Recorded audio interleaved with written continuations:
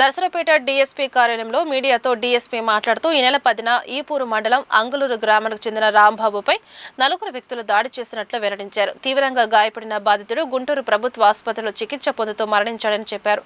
Case విచారణలో భాగంగా CA ఆధ్వర్యంలో శనివారం ఉదయం వెంకుపాలెం వద్ద నిందితులను పట్టుకున్నామని వారిని కోర్టులో హాజరుపరుస్తున్నట్లు డీఎస్పీ వివరించారు. ఈ నెల 10వ తారీఖు సాయంత్రం పూట వెనుకొండ పట్టణంలో ఈ వెనక ఉన్నటువంటి ముద్దాయిలు మరియు ఇంకొక 2 చిన్నపిల్లలు ఉన్నారు.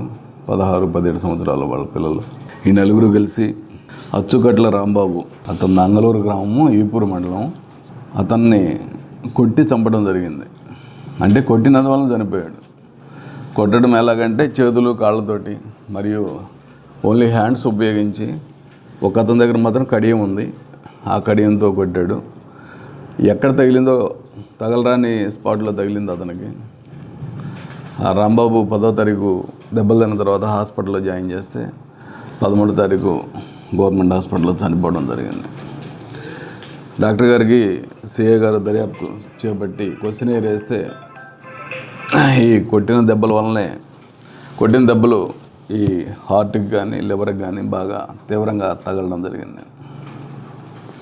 చేతులతో కాళ్ళతో కొట్టారు. నలుగురు కలిసి కూడా బాగా ఆ వీడియో ఫుటేజ్ కూడా వచ్చింది. ఆ వీడియో ఫుటేజ్ కలెక్ట్ చేసిన తర్వాత మేము అది నిర్ధారణకు రావడం జరిగింది.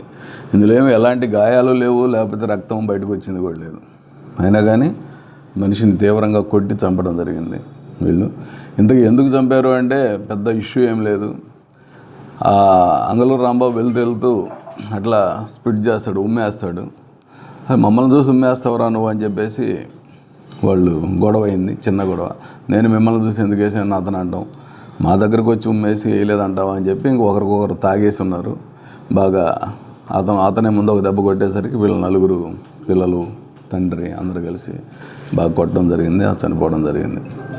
దాని మీద అది ఆ సీసీ ఫుటేజ్ తీసుకొని దర్యాప్తులో భాగంగా మా సిఏ గారు వాళ్ళ స్టాఫ్ మొత్తం సిన్సియర్ ఎఫర్ట్స్ పెట్టి రాత్రి 7 గంటలకు ఈరోజు మార్నింగు వెంకుపాలెం గ్రామం వద్ద వీళ్ళని అదుపులోకి తీసుకోవడం జరిగింది.